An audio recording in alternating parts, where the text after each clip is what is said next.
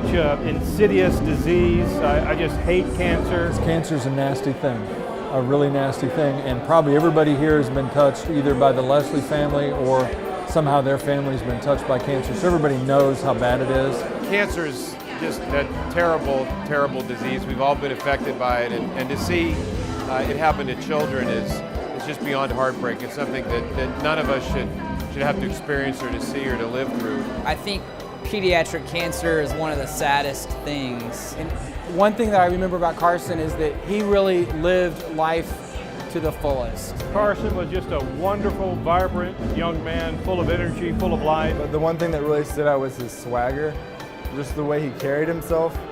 He really impressed me, his determination. One thing that I remember about Carson is that he really lived life to the fullest. And we had to make some adjustments in his treatment to accommodate his busy social schedule.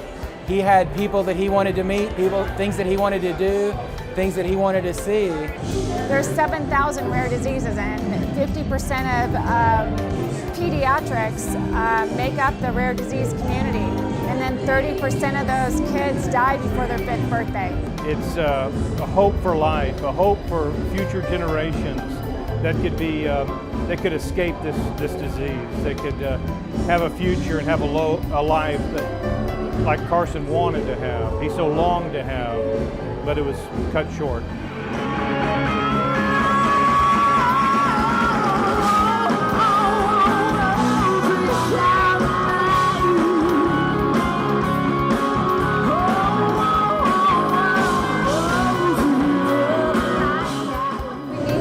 Difference here, and Annette's doing an amazing job bringing the advocacy groups together. There's not a lot of research funding going towards childhood cancer, so a lot of this is awareness, but a lot of it's money just helping them figure out different treatments and different protocols and different ways to change up curing cancer. Nothing specifically has been developed for peds. We need to do something drastic, and we need to do it now, and the Carson Leslie Foundation is the perfect partner to do this with.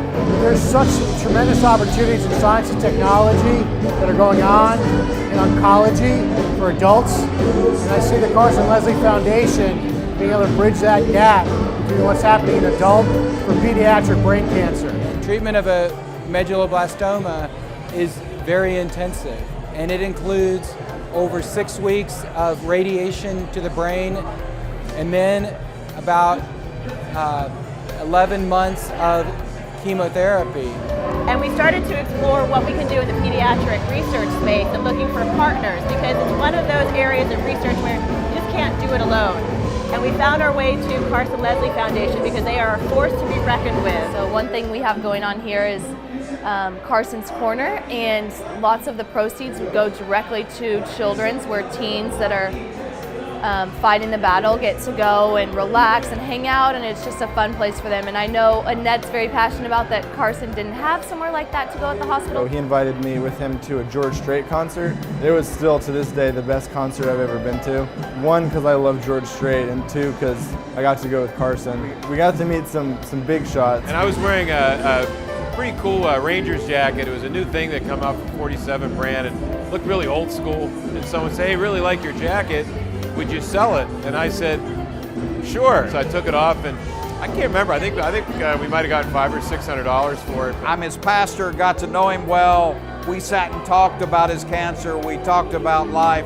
We talked about death together. The Carson Leslie Foundation is just kind of one of the ways that his legacy lives on. Carson's last wishes is that no other children would have to suffer and go through what he went through. That he said that, after I'm gone, I want research to continue. He was absolutely the most competitive kid I have ever met in my life. Every Friday he wore his lucky underwear so that he could be successful in completing the math questions, and he was the first person to ever complete the whole math card questions because he wore his lucky underwear every Friday. I mean, all you people, I just thank you for doing what you do. He lives. His spirit lives here tonight. And as brave as he was and as much of an inspiration as he was, it's really a guy that we can all that we can all believe in, and to use such a terrible, sad, tragic circumstance to inspire us to try to do good for others, to try to eradicate this horrible disease. He wished that through their work and the work that he did, even while he was around, people would know his story, be encouraged by that, and that somehow also that could help maybe cure cancer so other kids didn't have to go through what he was going through. Two things really stand out. Number one is that he said that, you know, after I'm gone, I want research to continue. And he said, I want my tumor to be dedicated to research. And secondly, I remember one time at the end where he pulled me aside and said that he loved me, which I